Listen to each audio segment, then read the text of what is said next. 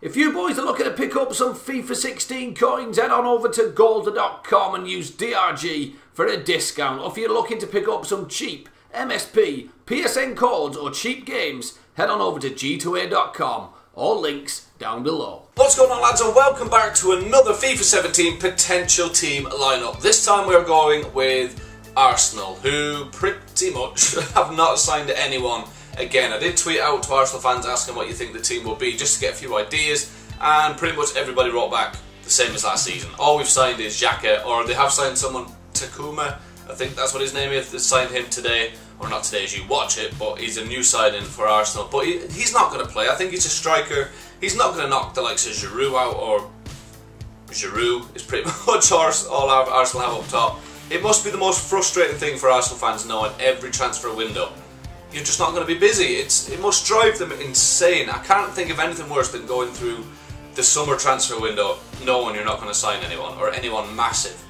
And I think for every other fan it's the most exciting time ever. I mean, Liverpool are signing players, City are signing a few, Chelsea, United are doing some really good business in the transfer window, and Arsenal fans are just sitting there twiddling their thumbs waiting for the season to begin. So we're going to jump into it. Even though you're going to pretty much guess the gist of this lineup, we're going to jump into it anyway. So first up, of course, is Petr Cech, who is a cracking goalkeeper, one of the best in the league, never loses it, and 100% going to be their main goalkeeper come the start of the season. Over at right back, one of the best right backs in the league at the minute, really bursting onto the scene last season. And the worrying thing is, Arsenal aren't signing players, but their players have been linked with moves away. Bellerin has already been linked with Barcelona, who would be a terrific type of player to play at Barcelona. He's Spanish, he's got pace, really good going forward, and actually very good defensively as well. Would fit right in at Barcelona. That's the worrying thing for Arsenal, but I do think he'll give Arsenal another season. On to centre-back, we are going with Koscielny. He's Arsenal's best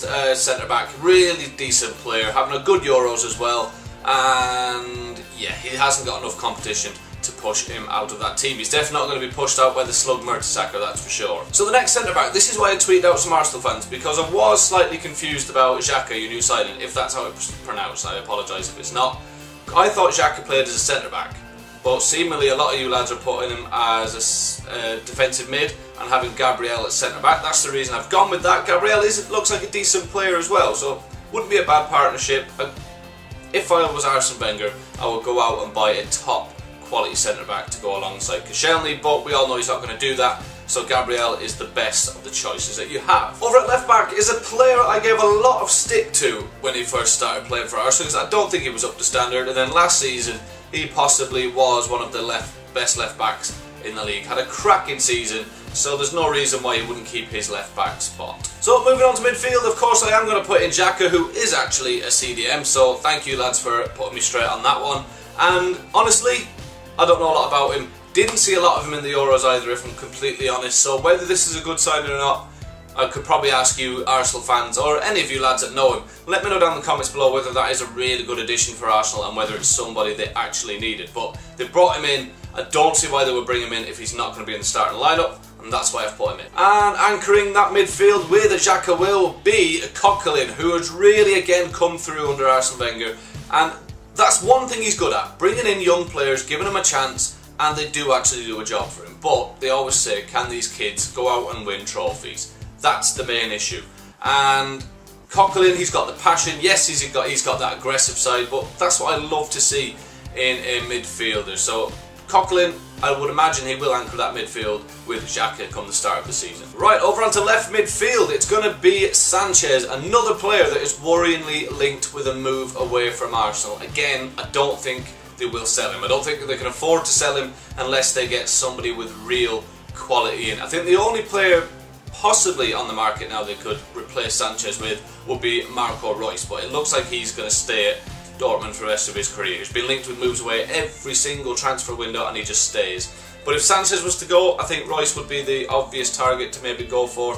But I do think Sanchez will be starting for Arsenal at the start of the season. Over on the right, I'm going for Mesut Ozil. Now again, don't stick him out on the right and think he's going to stay there. He will interchange with the centre mid as well. They can overlap because we all know Ozil can play behind the striker. And yeah, we all know how good he is. if he can do it on a consistent basis. And the final player in midfield is Aaron Ramsey, who is having the tournament of his life at the Euros, along with every other Welsh player, to be fair. They are looking absolutely incredible. So there's no chance he's going to be left out of the Arsenal team. He's really coming in to what looks like a terrific player. He was always good, but I think the Euros is really going to boost his confidence, because they look like reaching a final, if I'm quite honest. Portugal have been so average. I can see Wales smashing through them and getting to the final, hopefully versus France. So that is the defence, goalkeeper, midfield, and it looks quite decent. But I mean, this is the team that we've seen, bar the likes of Xhaka in there, and it's not really pushed the whole season. They always get right up there and then fall at the last hurdle. But he's not making transfers, big enough transfers to really rectify that. Let's move on to the striker position. So the final spot goes to Olivier Giroud. Now, to be fair, I'm not a big fan of Giroud, but he is banging in goals at the Euros. He's having a cracking competition, and he's got the talent around him at Arsenal to deliver the balls. Yes, he hasn't got Payet, who is absolutely unbelievable, who is pretty much setting up every goal. But Ozil can cross the ball, Sanchez can cross the ball, Ramsey behind him is going to set him up for so many chances. So there's no reason why Giroud cannot really take the Premier League by storm next season and start scoring goals. It's exactly what Arsenal need. They need an out-and-out goal scorer, 20 plus goals a season. Now they've been linked with Aubameyang, Lacazette, Lukaku, but it's Arsenal. It's not even worth putting them in as a maybe, because they've got Giroud at the minute. He's looking like a talented goal scorer at the Euros. Can he bring that back into the league? Only time will tell, but it's going to be Giroud. They're not going to sign a top-class striker, in my opinion. So that's my team. Do you agree? Do you disagree? Let me know down in the comments below. As always, if you have enjoyed this video, please do smash a like on it. It was really appreciated. Subscribe if you're new, and I'll talk to you all soon. Cheerio.